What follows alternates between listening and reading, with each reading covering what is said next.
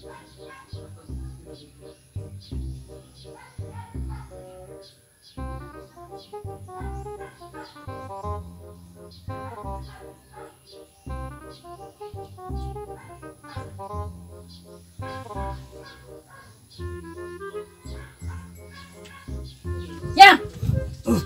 Ano ka ba? Kanina pa ako naghahanap sa iyo. Nandito ka lang pala.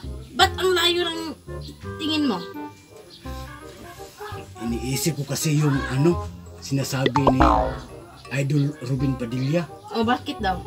Ang mga lalaki daw, pwede na mga asawa ng 5. O ano ngayon kung mag-asawa ng 5? Kaya nga iniisip ko nang mabuti yun. Pati yung, di ba, pati yung sinabi ni Ferdinand Bongbong Marcos. Oh, ano nung sabi? Di ba siya man ang nanalo ngayon?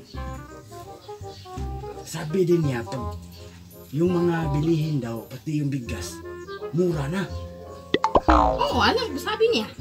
Oh, kaya nga, iniisip ko mabuti. Alam mo naman, mahal na mahal kita. Alam ko yun. Hindi kita kayang ipagpalit. Oo. Iniisip ko ng mabuti.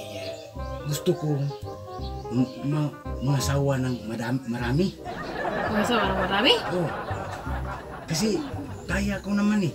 Basta kaya mo panindigan. Pwede yun. Mga asawa ng marami. Ikaw, mga asawa ng marami? Oh. Talaga? Oh. Ba't yan?